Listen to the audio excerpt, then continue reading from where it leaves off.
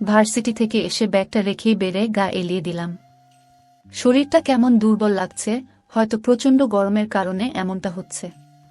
কখন যে চোখ লেগে এসেছে টের পাইনি। আম্মু ডাকছে শুনে ঘুম ঘুম চোখে তাকালাম। আমি চোখ খুলেছি দেখে আম্মু বলে উঠল, আরিশা, ভার্সিটি থেকে এসে ফ্রেশ না হয়ে ঘুমাচ্ছিস কেন? দুপুর পেরিয়ে গেল, খেতে হবে না? আমি ভাঙা স্বরে বললাম, আম্মু আমি এখন খাবো না, ঘুমাবো, তুমি যাও তো। এখন খাবি না মানে তোর আব্বু শুনলে রাগ করবে তো। প্লিজ আম্মু, ঘুমাতে দাও না। এই মেয়েকে নিয়ে আর পারি না, গোসল খাওয়া বাদ দিয়ে নাকি ঘুমাবে। পরেও তো ঘুমানো যেত নাকি। আম্মু আরও কি যেন বলতে বলতে রুম থেকে বেরিয়ে গেল। ফোনের রিংটোনের আওয়াজে ঘুম ভেঙে গেল। উফকে আবার আমার এত সুখের ঘুমটা ভাঙিয়ে দিল। ইচ্ছে করছে তাকে ঠাস ঠাস করে চড় লাগাতে। ফোন হাতে নিয়ে অথইয়ের নাম্বার দেখে রিসিভ করে রাগী স্বরে বললাম, তুই আর সময় পেলি না ফোন দেওয়ার, বেছে বেছে আমার ঘুমের মাঝেই ফোন দিতে হলো। রাগ করছো কেন আপু? আমি জানতাম নাকি তুমি ঘুমাচ্ছ? সরি সরি সরি আমার মিষ্টি আপু, রাগ করো না প্লিজ। তোর শরীর তোর ওড়নার আঁচলে বেঁধে রাখ, কোনো এক সময় কাজে লাগবে। কি জন্য ডিস্টার্ব করলি সেটা বলো। আপু তুমি আমাদের বাসায় আসবে? প্লিজ আপু, না করো না, তোমাকে আসতে হবে। এখন তো 3-5-4 বাজে, তুমি 5টার মধ্যে চলে আসবে কেমন? অথইয়ের কথাগুলো শুনে ভ্রু কুঁচকে গেল। এ মেয়ের হলোটা কি হঠাৎ? অথই, আমি তোদের বাসায় যাব কেন, তাও আবার এ সময়ে? তুমি এসো, তারপর বলবো, ফোনে বলা যাবে না। আর শোনো, আমি মাকে বলেছি আন্টিকে বলতে যেন তোমাকে আসতে দেয়। তুমি তাড়াতাড়ি চলে এসো, রাখছি। আমি কিছু বলার আগেই অথই ফোন কেটে দিল। কেন যেতে বলছে সেটাই তো বুঝতে পারছি না। অথই তো এভাবে কখনো বলে না, নিশ্চয়ই সিরিয়াস কিছু হয়েছে। কিন্তু কি হয়েছে?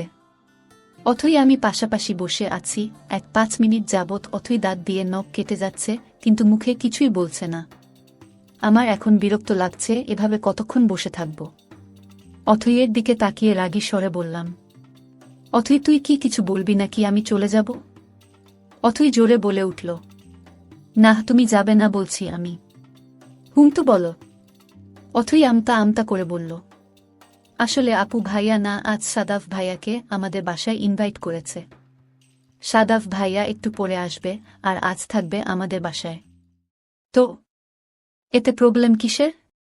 সাদাফ ভাইয়া তোর ভাইয়ার ফ্রেন্ড, সে আসতেই পারে। ওটাই তো প্রবলেম গো আপু। সাদাফ ভাইয়া আসবে শুনে আমার ভীষণ নার্ভাস লাগছে। বুকের মাঝে শুধু ধুপধাপ আওয়াজ হচ্ছে। এর কারণ কি আমি জানি না আপু। এমনটা হওয়ার কারণ কি বুঝতে পারছি না, তাই তো তোমাকে আসতে বলেছি যেন নার্ভাসনেসটা একটু কমে। আমি সন্দেহের চোখে ওর দিকে তাকিয়ে বললাম, অথই সত্যি করে বল তো, কি চলছে তোর মনে? সাদাফ ভাইয়া আসবে শুনে তুই নার্ভাস হচ্ছিস, এর পেছনে যে অনেক বড় কিছুর আভাস পাচ্ছি আমি। আচ্ছা সাদাফ ভাইয়াকে তোর ভালো লাগে?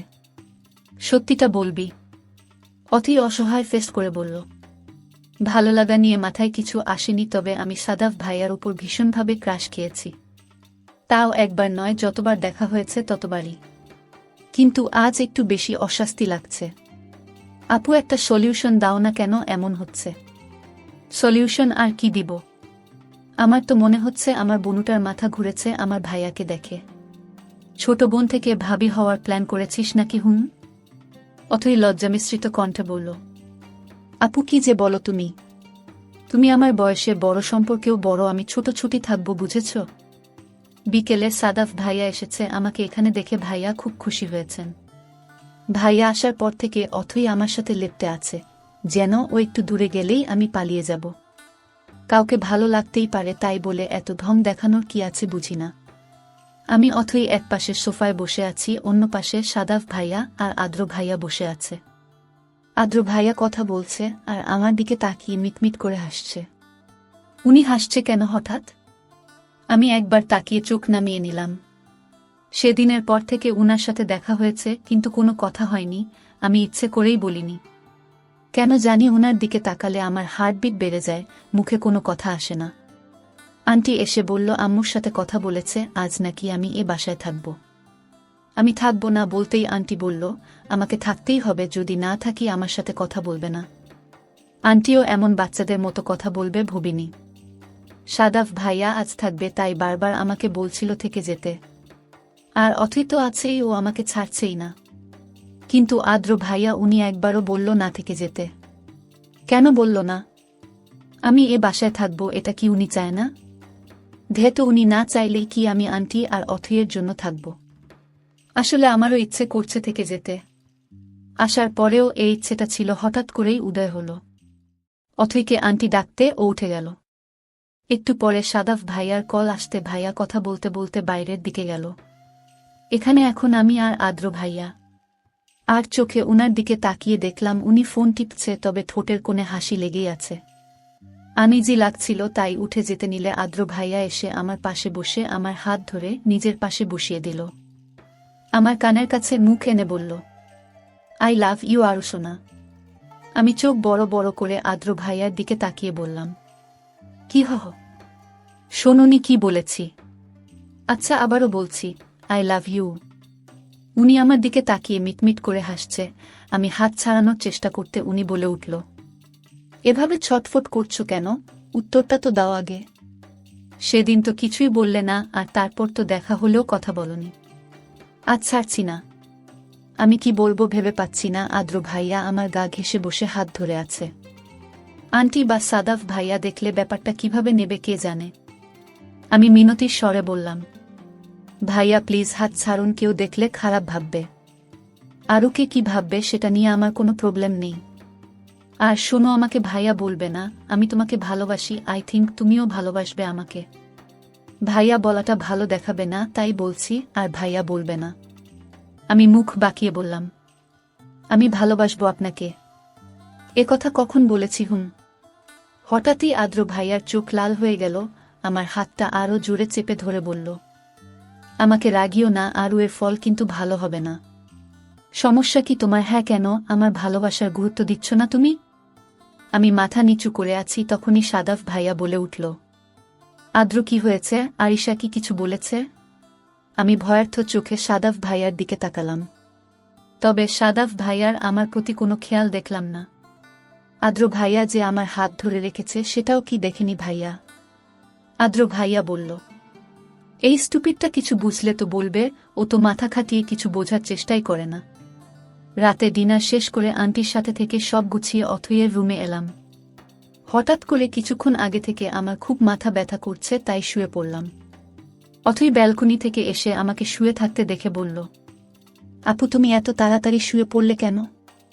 চলো না ছাদে যাই, এ সময়ে ছাদে ঠান্ডা হাওয়াটা অনেক ভালো লাগবে। ও আপু ওঠো না। অথই তুই যা, আমার মাথা ব্যথা করছে।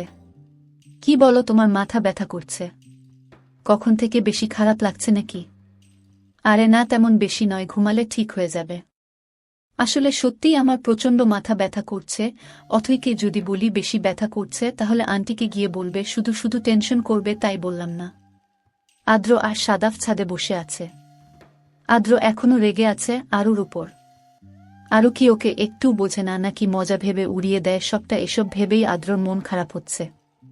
সাদাফ আদ্রকে বলল, আদ্র রাগ কেন করছিস? তুই এখনই ধৈর্য হারালে চলবে নাকি? আরিশা আজ তোর ভালোবাসাকে বুঝতে পারছে না, ঠিকই দেখবি এক সময় ঠিক বুঝবে। ওকে আমি জানি, ও খুব সহজে কিছু মেনে নিতে পারে না, সেটা বুঝে হোক বা না বুঝে। কিন্তু পরে যখন মেনে নেবে তখন সেটাকেই আগলে রাখবে অতি যত্নে। তাছাড়া আমার মনে হয় তোর প্রতি ওর মনে কোনো একটা কারণে অভিমান আছে, যার জন্য ও বুঝেও বুঝতে চাইছে না। আদ্র কিছু বলবে, তখনই অথই বলে উঠল, ভাইয়া তোমরা এখানে? আমি আরও নিচে খুঁজছিলাম। আদ্র ঘুরে বলল, খুঁজছিলি কেন?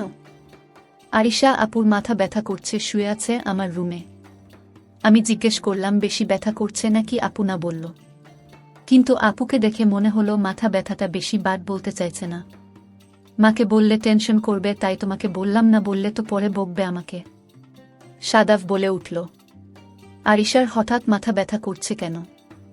ডিনারের সময়ও ওর মুখটা কেমন ফ্যাকাসে লাগছিল, হয়তো এজন্যই। আদ্র চল তো দেখে আসি। আদ্র বলে উঠল, সাদাফ আমি যাচ্ছি, তুই আমার রুমে যা, প্রবলেম হলে ডাকবো তোকে। আদ্র ছাদ থেকে নেমে গেল।